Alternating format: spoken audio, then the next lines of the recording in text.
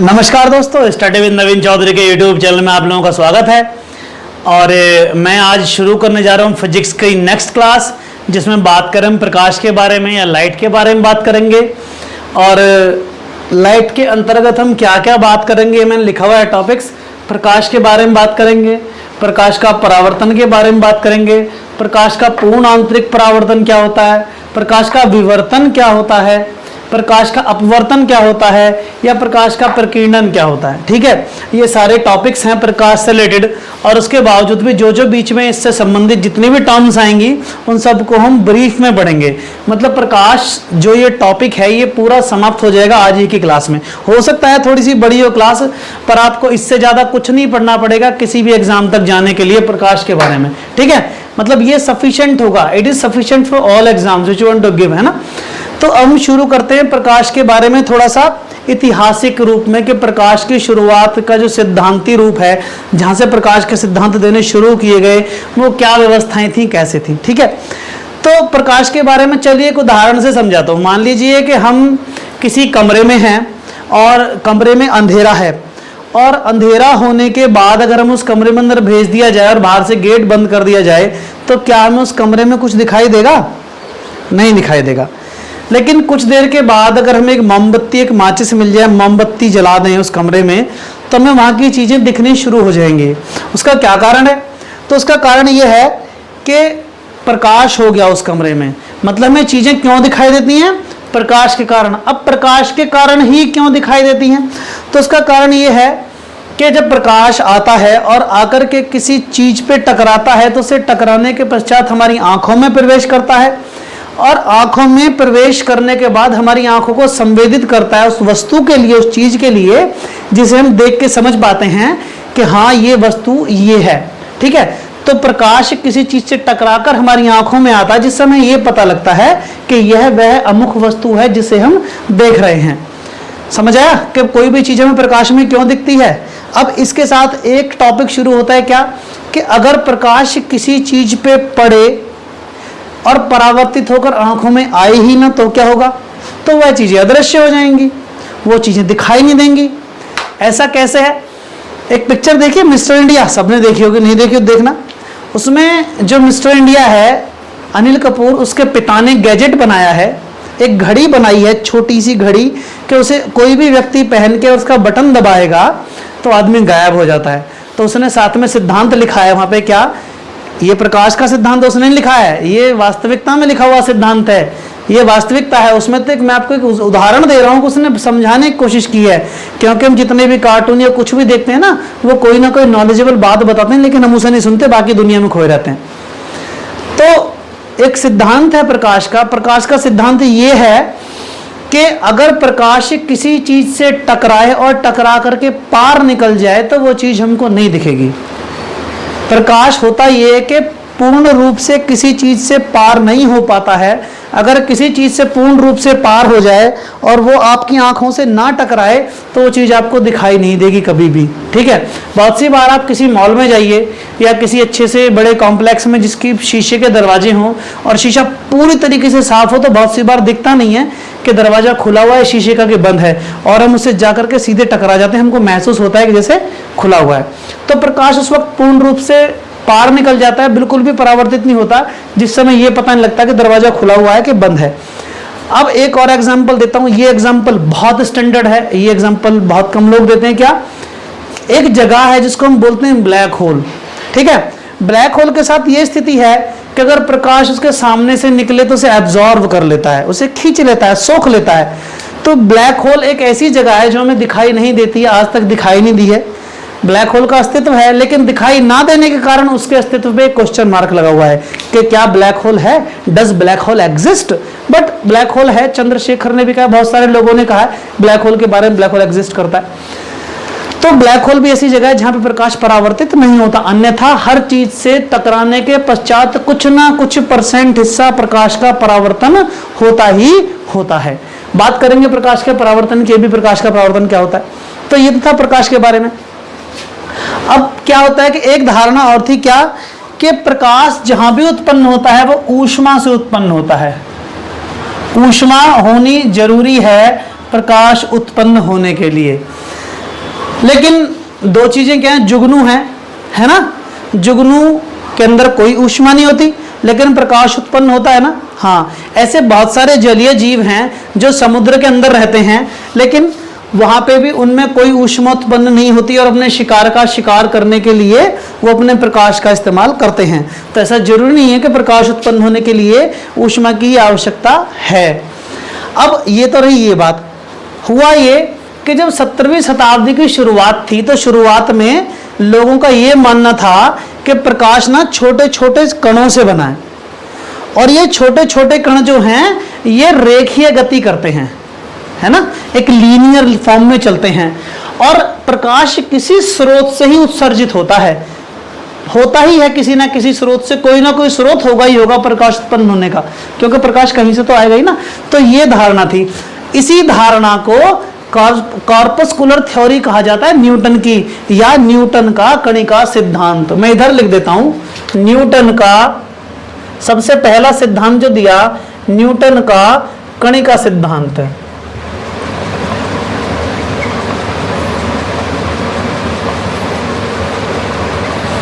ठीक है, ये सबसे पहला था जो प्रकाश से संबंधित जानकारी दी गई, इसे कहा गया न्यूटन का कणिका सिद्धांत। नोट कर लीजिएगा, मैं सारे सिद्धांत यहां पे बता दूंगा किस किसने क्या क्या कहा।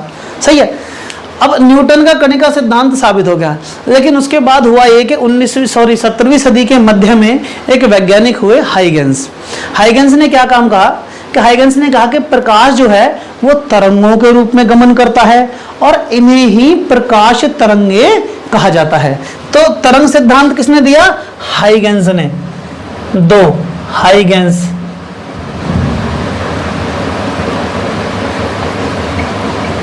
हाइगेंस का तरंग सिद्धांत।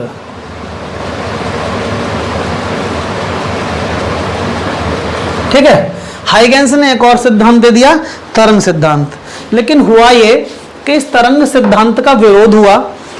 उस लोगों ने कहा कि अगर तरंगे हैं तो इनका विवर्तन होना आवश्यक है, क्योंकि तरंगे विवर्तित होती ही होती हैं। विवर्तन क्या होता है? सुनिए, विवर्तन।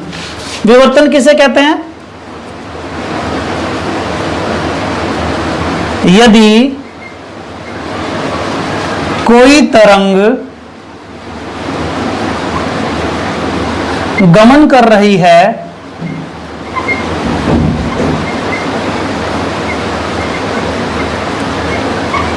तथा उसके रास्ते में अवरोध हो, तब वह उस अवरोध या ऑब्जेक्ट जो है अवरोध के किनारों पर मुड़ जाती है।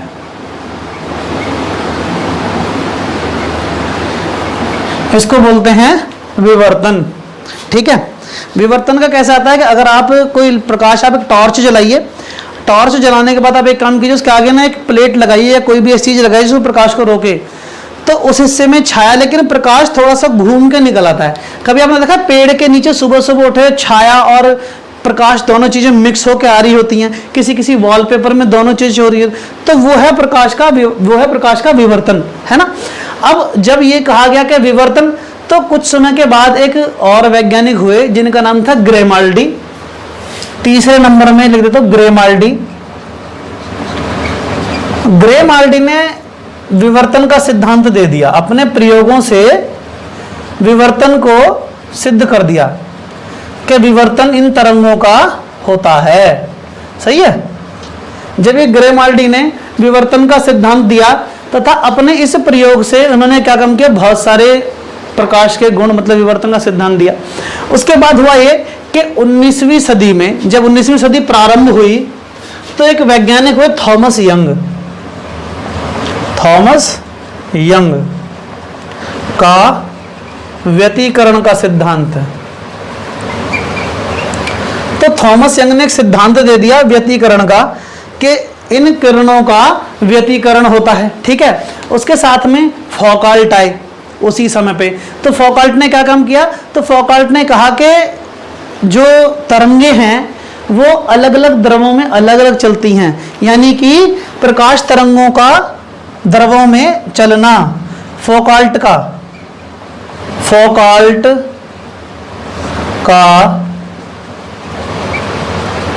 प्रकाश द्वारा द्रवों में गमन। ठीक है, यह सिद्धांत दे दिया फौकॉल्ट ने। समझ में आया? अब इसमें क्या चाल बता दी, मैं चाल बताता हूं ऐसे ही यहां पे थोड़ा सा, कि चलिए इधर लिख देता हूं मैं। निर्वात में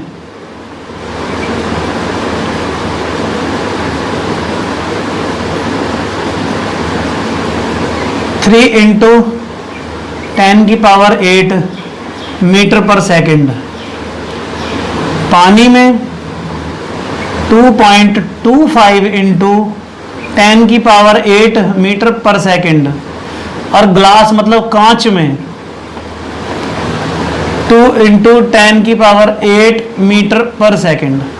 ठीक है ना, यह है प्रकाश की चाल अलग अलग माध्यमों में, जो आपको मिनिमम पता होनी जरूरी थी कि निर्वात में क्या चाल है, पानी में क्या चाल है और कांच में क्या चाल है।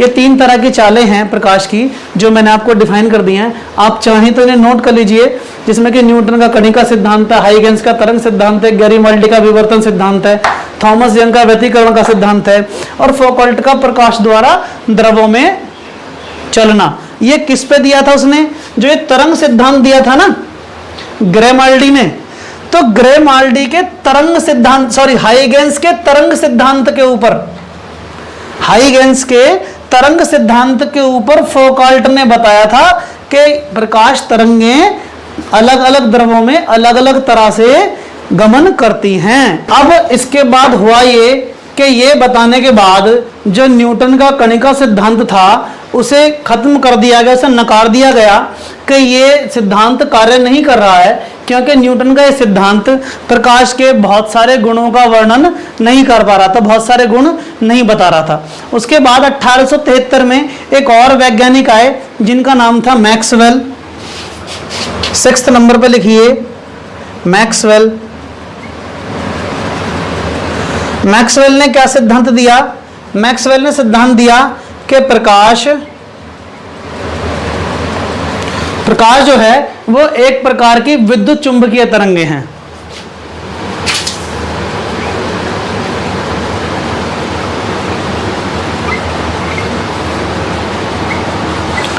अब प्रकाश विद्युत चुंबकीय तरंगें ये उसने बता दिया। इसके साथ साथ प्रकाश के और बहुत सारे गुण बताए मैक्सवेल ने, जो मैक्सवेल के इस सिद्धांत के अंतर्गत आते थे। लेकिन एक गुण था जिसे कहते हैं प्रकाश विद्युत प्रभाव, फोटो इलेक्ट्रिक इफेक्ट। मैक्सवेल इस गुण को नहीं बता सके अपने इस सिद्धांत के अनुसार कि प्रकाश का फोटो इलेक्ट्रिक इफेक्ट भी होता है या प्रकाश विद्युत प्रभाव नाम से भी कोई घटना होती है। अब हुआ ये कि जब ये नहीं बताए तो 1905 में एक वैज्ञानिक हुए आइंस्टीन। ठीक है, आइंस्टीन को इस प्रकाश विद्युत प्रभाव के लिए नोबेल पुरस्कार भी मिला। अब प्रकाश विद्युत प्रभाव होता क्या है, तो होता यह है कि पर्याप्त प्रकाश, अगर पर्याप्त प्रकाशीय ऊर्जा डाली जाए तो होता यह है कि इलेक्ट्रॉन जो है ना वो परमाणु का त्याग कर देते हैं। ठीक है, मैं परिभाषा लिखता हूं कि पर्याप्त प्रकाशीय ऊर्जा डालने पर इलेक्ट्रॉन परमाणु का त्याग कर देते हैं। पर्याप्त प्रकाशीय ऊर्जा डालने पर इलेक्ट्रॉन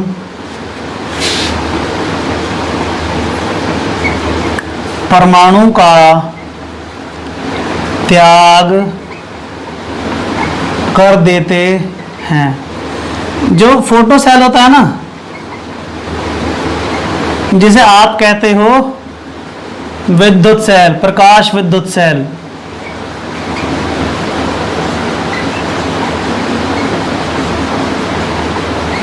या आप कहिए सोलर सेल, आप बोलते हो ना सोलर सेल या सोलर प्लेट, वो इसी सिद्धांत पे कार्य करती है। ऊर्जा या आप कहीं इलेक्ट्रिक या इलेक्ट्रिक जो है, जो आपकी विद्युत है, वो है क्या?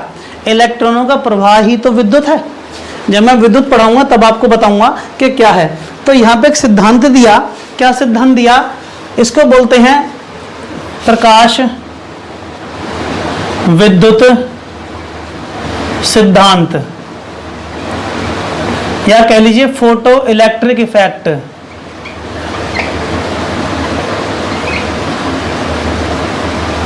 ठीक है, इसी को बोलते हैं फोटो इलेक्ट्रिक इफेक्ट या प्रकाश विद्युत सिद्धांत। इसी के लिए जो आइंस्टीन थे उन्हें नोबेल पुरस्कार भी मिला, प्लस इन्होंने ही सापेक्षता का सिद्धांत भी दिया। तो सापेक्षता के सिद्धांत के अंतर्गत उन्होंने बताया कि प्रकाश की जो गति होती है वो सभी स्थितियों में समान होती है। सापेक्षता का सिद्धांत, सापेक्षता का सिद्धांत, इसमें कहा, क्या कहा कि प्रकाश की गति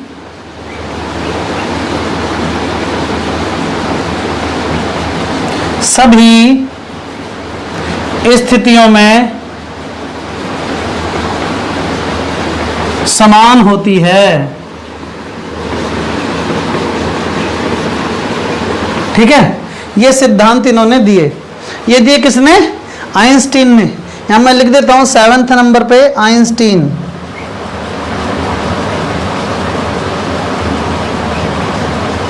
आइंस्टीन का प्रकाश विद्युत प्रभाव।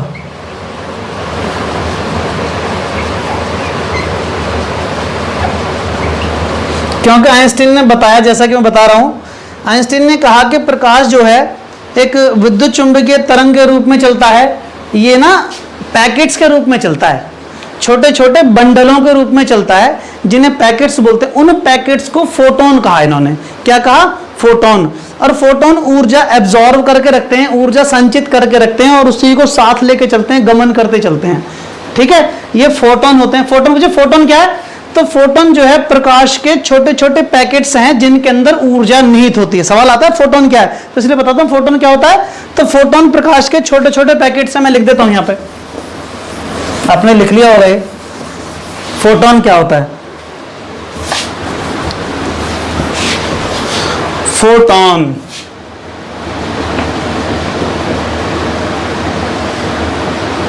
प्रकाश के छोटे छोटे पैकेट्स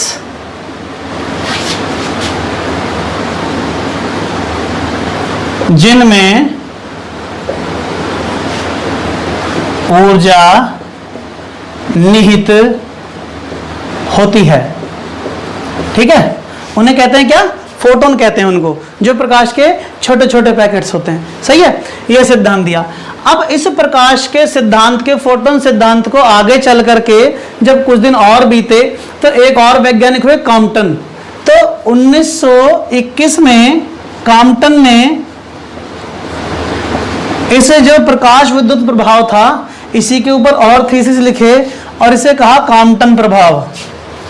8वें में कॉम्पटन का कॉम्पटन प्रभाव, यह भी प्रकाश का ही है। ठीक है ना, कॉम्पटन का कॉम्पटन प्रभाव किसने कहा? 1921 में।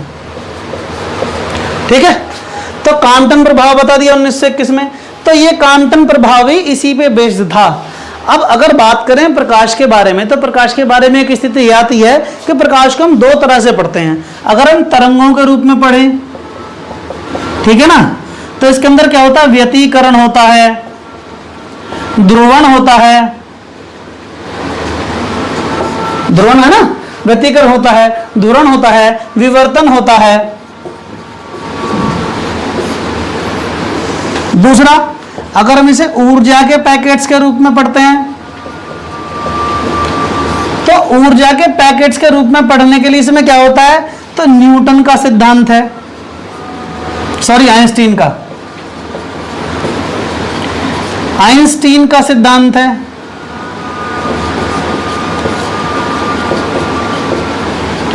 कांटन प्रभाव है। मतलब अगर बात करूं तो प्रकाश की ना दो प्रवृत्तियां हैं, एक ऊर्जा वाली और एक तरंगों वाली। तो इस कारण से प्रकाश को ना दोहरी प्रवृत्ति का बताया गया है। क्या कहा गया है कि light is dualistic in nature, light is dualistic in nature, प्रकृति से प्रकाश दोहरे गुण रखता है। सही है। तो दो तरह के गुण होते हैं प्रकाश में, इसीलिए इसको बोला है कि light is dualistic in nature. अब बात खत्म हुई प्रकाश के बारे में, प्रकाश के इतिहास के बारे में, प्रकाश के भूगोल के बारे में, प्रकाश का सब कुछ खत्म हुआ, प्रकाश होता क्या है। अब आके समझ में आया है कि प्रकाश होता क्या है। अब प्रकाश से क्या क्या होता है, प्रकाश में और क्या क्या होता है, ठीक है ना, उसकी सारी बातें अब हम शुरू करेंगे आगे। जैसे होता है कि प्रकाश का परावर्तन होता है, ठीक है ना। परावर्तन क्या होता है, तो लिखते हैं परावर्तन। क्या होता है प्रकाश का परावर्तन। परावर्तन यह होता है कि यदि कोई आपतित किरण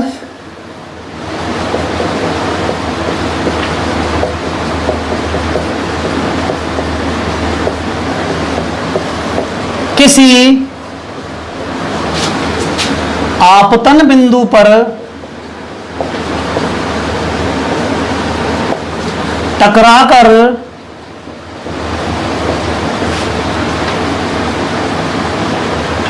वापस उसी माध्यम में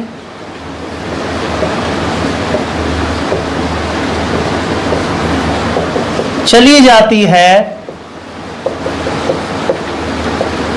तब इसे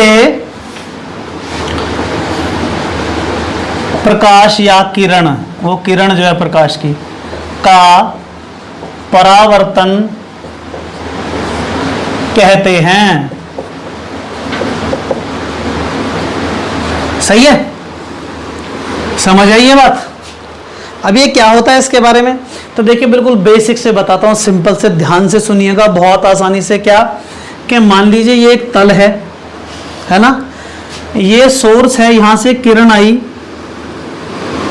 और यहां के टकराई और यहां से ऐसे चली गई। तो एक तल है, प्रकाश का परावर्तन होता ही होता है, क्योंकि कभी भी प्रकाश 100% नहीं निकलता बाहर। तो प्रकाश का परावर्तन चाहे कितना ही भी हो, कम से कम हो, पर होगा जरूर प्रकाश का परावर्तन। इसीलिए मैं चीजें दिखाई भी देती हैं।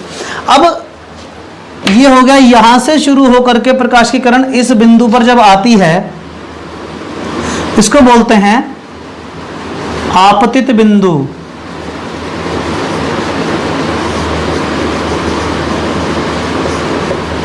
ठीक है ना, इसको बोलते हैं आपतित किरण।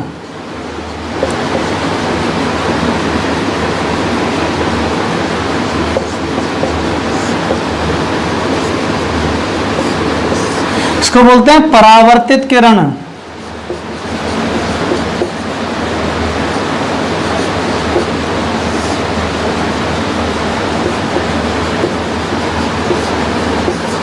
ठीक है।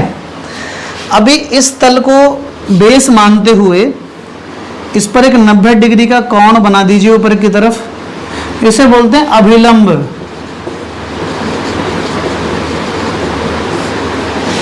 ठीक है। अब दो कोण बनते हैं यहां पे, एक तो ये कोण, इसे बोलते हैं आपतन कोण।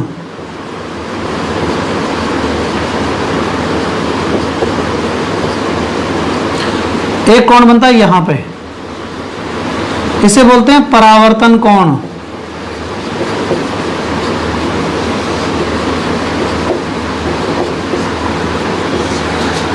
तो आपतन कोण यदि 35 डिग्री का है तो परावर्तन कोण भी 35 डिग्री का ही होगा, ये डिफाइन है। तो जितने का आपतित कोण होता है उतना ही परावर्तित कोण होता है। आपको ये बताना जरूरी था कि किसी भी परावर्तन में क्या क्या चीजें होती हैं। तो परावर्तन होने के लिए एक आपतित किरण होती है, आपतित किरण आपतित बिंदु पर टकराती है और वहां से परावर्तित होकर वापस उसी माध्यम में चली जाती है जिस माध्यम से वह आई है। इसको कहते हैं किसी भी किरण का परावर्तन। सही है। अब इसके अंदर जो किरण आती है वो आपतित किरण कहलाती है, जो किरण जाती है वो परावर्तित किरण कहलाती है। बीच में जो हमने लंब खींचा है इसको अभिलंब बोलते हैं। जो आपतित किरण के साथ कोण बनता है लंब के उसके बीच में, तो इसे आपतित कोण बोलते हैं। जो परावर्तित किरण के साथ लंब जो बनता है कोण वो बनता है उसको परावर्तित कोण बोलते हैं। ठीक है ना, ये स्थिति है इसको बोलते हैं परावर्तन। ठीक है ना, मतलब किसी भी किरण का या प्रकाश का परावर्तन, ये है प्रकाश के परावर्तन का सिद्धांत। समझ आया? आपसे पूछा जाए कि आपतित किरण क्या होती है, आपतित बिंदु क्या होता है, परावर्तित किरण क्या होती है, अभिलंब किसे कहते हैं, क्योंकि अभी इन शब्दों का ना प्रयोग होगा। अभी जब प्रयोग होगा तो आपको बताना नहीं पड़ेगा बार बार अभिलंब क्या होता है ना। तो ये हमारा परावर्तन का सिद्धांत। अब आगे चलते हैं, प्रकाश का पूर्ण आंतरिक परावर्तन, total internal reflection of light. सही है, क्या बोलते हैं?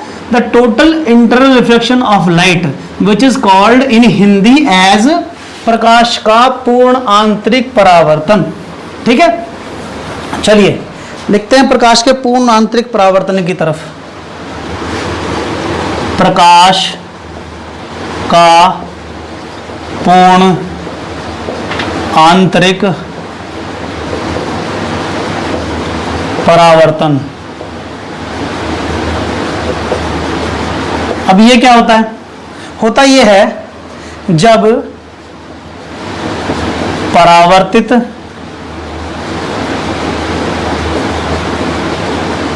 कोण का मान क्रांतिक कोण से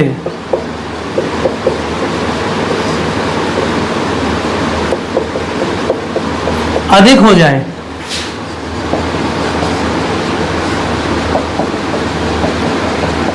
तब इसे पूर्ण आंतरिक परावर्तन कहते हैं। सही है। अब ये क्या होता है जी आपतित कोण, या मतलब ये आपने बता दिया सर क्रांतिक कोण क्या होता है, हमको तो पता नहीं। चलिए ठीक है, बताता हूँ, परेशान ना हो, बिल्कुल बेसिकली बताऊंगा, आपको समझ आएगा, याद रहेगा। ऐसा होता है कि दो तरह के माध्यम होते हैं, सघन माध्यम, विरल माध्यम। ठीक है ना, सघन माध्यम का मतलब है डेंस्ड। डेंस्ड मतलब जिसमें मॉलिक्यूल पास पास हों, अणु जिसके पास पास हों। मान लीजिए जल भरा हुआ है इसमें, ठीक है ना, तो ये एक सघन माध्यम है। मान लीजिए ना एक अभिलंब खींच लेते हैं ऐसे, ठीक है, अभिलंब हो गया। अब अगर ये इसका तल समझ लीजिए, यहाँ तक इसमें जल भरा हुआ है, ये तल है यहाँ पे, ठीक है। अब मैं कहता हूँ कि एक प्रकाश की किरण जब विरल माध्यम से सघन माध्यम में प्रवेश करती है, तब ये अभिलंब की ओर थोड़ा सा झुक जाती है। ठीक है, होता यह है कि जब भी किरण सरल माध्यम से विरल माध्यम से सघन माध्यम में प्रवेश करेगी तो यह थोड़ा सा अभिलंब की ओर झुक जाती है। ठीक है ना, इसी को कहते हैं प्रकाश का अपवर्तन। कहने का मतलब किरण में विचलन हो जाता है, जो प्रकाश किरण है उसमें एक विचलन पैदा हो जाता है, और वो विचलन जो होता है वो अभिलंब की ओर झुकाव होता है। इसी को कहते हैं प्रकाश का अपवर्तन। क्या बोलते हैं इसको? प्रकाश का अपवर्तन।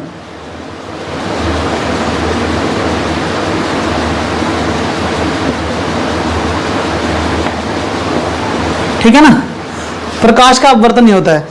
अब पूर्ण आंतरिक परावर्तन समझाने के लिए प्रकाश का अपवर्तन समझाना जरूरी था। क्यों? अब सुनिए कैसे। अब होता यह है कि ये अगर यहां से मान लीजिए सघन माध्यम से विरल माध्यम में प्रवेश करे कौन किरण, अगर सोर्स इस बार जो मतलब जो प्रकाश का सोर्स है वो सघन माध्यम में, यहां से प्रकाश जनरेट हो रहा है ना।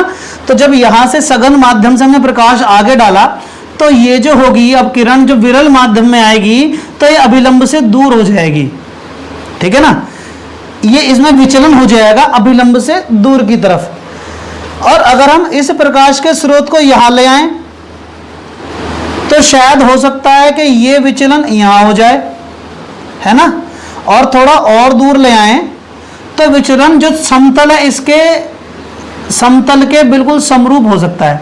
अब ये जो यहां से सोर्स था, इस सोर्स से प्रकाश जनरेट करने पर जब इस तरह से प्रकाश आया और जो विचलन था वो इस हिसाब से हुआ कि जो हमारा तल था उसके समांतर हो गया, इसको बोलते हैं क्रांतिक कोण। क्या बोलते हैं इसको? क्रांतिक कोण। अब समझ में आया कि क्रांतिक कोण क्या होता है? क्रांतिक कोण होता है वो जो तल के समांतर है। सही है। अब क्या होगा अगर हम इसको थोड़ा सा और इस सघन माध्यम में थोड़ा सा यहां से अगर प्रकाश जनरेट करें तो प्रकाश यहां से टकरा करके वापस सघन माध्यम में लौट आएगा। या मान लीजिए थोड़ा सा ऊपर समझ लीजिए, इसको ऐसे समझ लीजिए, ऐसे मतलब जब प्रकाश सघन माध्यम से वापस सघन माध्यम में लौट आता है तब होता है प्रकाश का पूर्ण आंतरिक परावर्तन।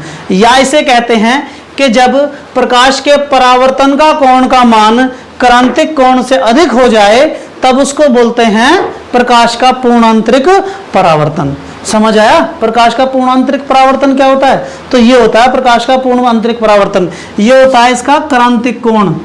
ये यहां से यहां तक जो है ये, यानी कि इस लंब के साथ, बल्कि इसके साथ होएगा, जो हमारी वेव है, जो हमारी किरण है, इसके साथ जो ये कोण बनेगा इसको बोलेंगे क्रांतिक कोण। यहां से ये जो बना, यहां से ये, समझ में आया? इसको बोलते हैं क्रांतिक कोण। ठीक है। ये किस कारण से हुआ? ये कारण से हुआ किरण के विचलन के कारण। जो प्रकाश किरण विचलित हो रही थी उस कारण से क्रांतिक कोण बना। तो संपूर्ण परावर्तन कब हुआ? कि जब सघन माध्यम से सघन माध्यम में ही वापस किरण लौट आए, तो इसको बोलते हैं प्रकाश का पूर्ण आंतरिक परावर्तन, total internal reflection of the light. Okay, ये वो हमारा प्रकाश का पूर्ण आंतरिक परावर्तन का सिद्धांत। अब बात करते हैं प्रकाश के अपवर्तन की। जैसा कि मैं आपको प्रकाश का अपवर्तन तो बेसिकली समझा ही चुका हूं क्या है, पर मैं आपको बताता हूं प्रकाश का अपवर्तन क्या होता है। प्रकाश के अपवर्तन के अनुसार होता यह है कि जब कोई किरण किसी विरल माध्यम से सघन माध्यम में प्रवेश करती है तो उस प्रकाश की किरण जो सीधी रेखा में चल रही है उसमें एक विचलन पैदा हो जाता है और वह विचलन ही प्रकाश का अपवर्तन कहलाता है।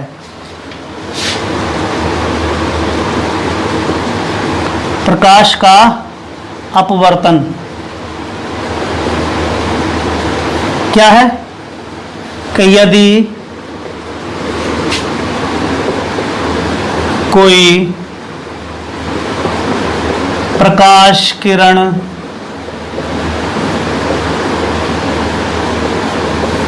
सघन माध्यम से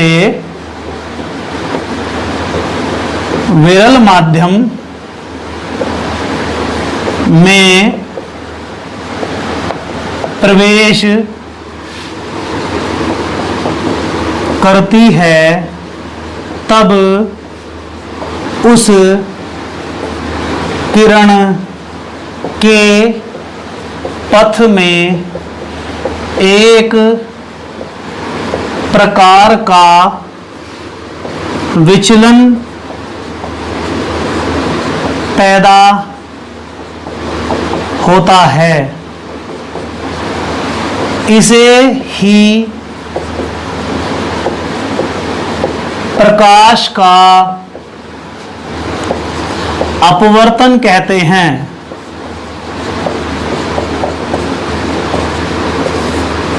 समझ आया? इसे प्रकाश का अपवर्तन कहते हैं। आपको बताता हूं, अगर आप स्विमिंग पूल के ऊपर खड़े हो ना, तो स्विमिंग पूल अगर 8 फीट गहरा है तो हमको ऐसा लगता है तो बहुत छोटा सा, थोड़ा सा ही गहरा है, ज्यादा नहीं है, यूं ही कूद जाएंगे। और जब कूदते हैं तो पता लगता है अंदर तक चले गए, 6 फुट डूब गए पूरे अंदर, है ना? तो ये जो होता है ना, ये अपवर्तन के कारण होता है। समझे? तारों का टिमटिमाना, जब हम नीचे से देखते हैं तारों की ओर तो तारे टिमटिमाते नजदीक दिखते हैं। वो तारे की ऊंचाई कम होती है लेकिन हमको और ज्यादा ऊंचाई पर दिखाई देता है, वो भी अपवर्तन के कारण दिखाई देता है। हवाई जहाज जो उड़ता हुआ दिखाई देता है ज्यादा ऊंचाई पे, उतना ऊंचा नहीं उड़ रहा होता है लेकिन हमें ज्यादा ऊंचा दिखाई देता है, वो भी इस अपवर्तन के कारण ही होता है, क्योंकि वो माध्यम चेंज होने के कारण विचलन हो जाता है किरण का। समझ में आया? या हम एक सिक्का डाल दें क्या बोलते हैं, किसी बाल्टी में या किसी भी द्रव में, तो हमें सिक्का ऊपर उठा हुआ दिखाई देता है। दूसरा जहां पे डला होता है वहां नहीं दिखाई देगा, दूसरी जगह दिखाई देगा, है ना। आप एक चम्मच डाल दो कांच के गिलास में तो चम्मच टेढ़ी दिखाई देगी, सीधी दिखाई नहीं देगी। इसी को बोलते हैं प्रकाश का अपवर्तन। कैसे? ऐसे कि मान लीजिए एक प्रकाश है, मतलब एक प्रकाश की किरण है, वो क्या है कि यहाँ विरल माध्यम से सघन माध्यम में जब आएगी, प्रवेश करेगी जब, तो इसका विचलन हो जाएगा अंदर की तरफ, मतलब अभिलंब की तरफ। और जब ये सघन माध्यम से विरल माध्यम में वापस जाएगी तो इसका विचलन हो जाएगा अभिलंब से दूर की तरफ। ये जो विचलन है ना, यही कहलाता है प्रकाश का अपवर्तन। समझ आया? आप परिभाषा लिख लीजिएगा या स्क्रीनशॉट ले लीजिएगा कि यदि कोई प्रकाश किरण किसी सघन माध्यम से विरल माध्यम में प्रवेश करती है, तब उस किरण के पथ में एक प्रकार का विचलन पैदा होता है। इसी प्रकार का, इसे ही प्रकाश का अपवर्तन कहते हैं। आप लिख सकते हैं एक बार, सरल किरण सघन माध्यम,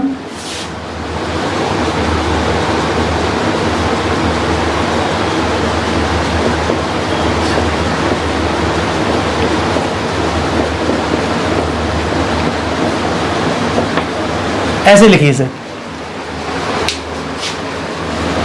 कि यदि कोई प्रकाश किरण सघन माध्यम से विरल माध्यम व विरल से सघन माध्यम में प्रवेश करे, तब उस प्रकाश किरण के पथ में एक प्रकार का विचलन पैदा हो जाता है। इसे ही प्रकाश का अपवर्तन कहते हैं। सही है? मैं इस लाइन को यहां से यहां तक दोबारा लिख देता हूं आप लोगों के लिए, ताकि आपको इसमें कंफ्यूजन ना हो।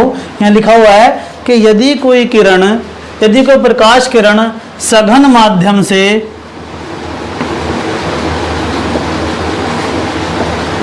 विरल माध्यम तथा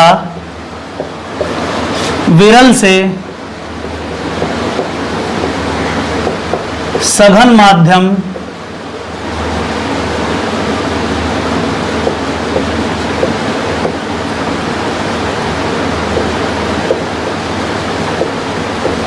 में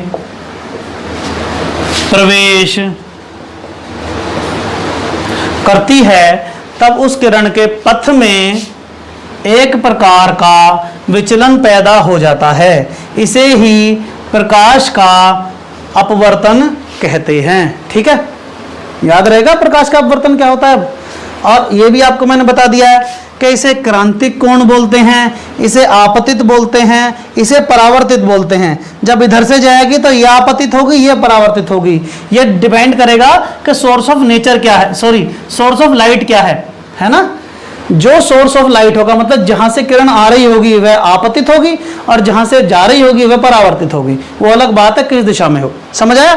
तो ये हो गया। उसके बाद हमारे पास लास्ट पॉइंट है प्रकाश का, जिसको कहते हैं प्रकाश का प्रकीर्णन। क्या होता है प्रकाश का प्रकीर्णन? प्रकाश का प्रकीर्णन का मतलब होता है प्रकाश का फैलाव, प्रकाश का अलग अलग हिस्सों में टूट जाना। सही है? कैसे टूट जाना? कि जब प्रकाश ऊपर से, यानी कि सूर्य से हमारे यहाँ पे आ रहा होता है, तो रास्ते में हवा के कारण और धूल कणों के कारण और बहुत सारी ऐसी जो मॉइस्चर है हवा में, उसके कारण प्रकाश का प्रकीर्णन हो जाता है। तो प्रकाश का प्रकीर्णन के पश्चात मैं प्रकाश के प्रकीर्णन में बताता हूं कि प्रकाश का प्रकीर्णन जो होता है वो 7 रंगों में होता है। किस तरह से होता है कि ये आवृत्ति के आधार पे मैंने रंगों को लिखा है। ठीक है? इधर सर्वाधिक आवृत्ति वाले हैं, सर्वाधिक, और ये सबसे कम।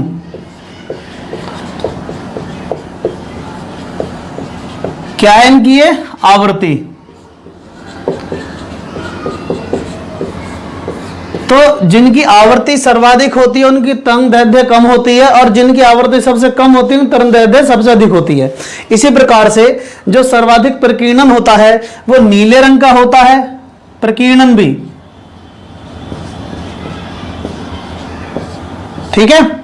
और सबसे कम प्रकीर्णन जो होता है वो लाल रंग का होता है। इसीलिए जो हम स्ट्रीट लाइट्स बनाते हैं, खतरे के निशान बनाते हैं, सब लाल रंग के बनाए जाते हैं ताकि उसको फैले ना और दूर से साफ दिखाई दे सके। सही है? आपने देखा होगा कि जो इंद्रधनुष बनता है वो भी प्रकाश के प्रकीर्णन की वजह से ही बनता है। या आप बात करें कि प्रिज्म में एक तरफ से एक लाइट एंटर हो, ऐसे ये प्रिज्म है, मान लीजिए एक लाइट यहां से आई, एक वेव से इससे आके टकराई, और ये यहां से जब बाहर निकल रही होती है तो ये 7 रंगों में टूट जाती है अपने आप, ठीक है ना।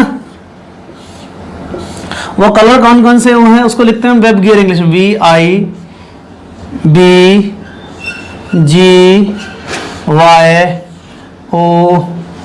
VIBGYOR। V से वायलेट, I से इंडिगो, B से ब्लू, G से ग्रीन, Y से येलो, O से ऑरेंज और R से रेड, ठीक है।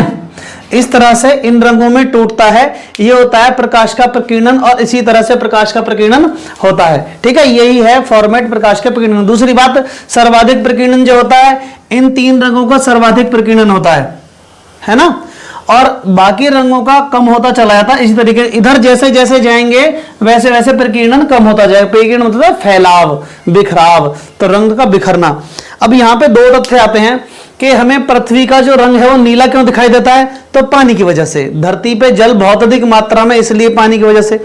लेकिन अगर बात करें कि आकाश नीला क्यों दिखाई देता है, तो पानी की वजह से दिखाई देता है आकाश नीला में।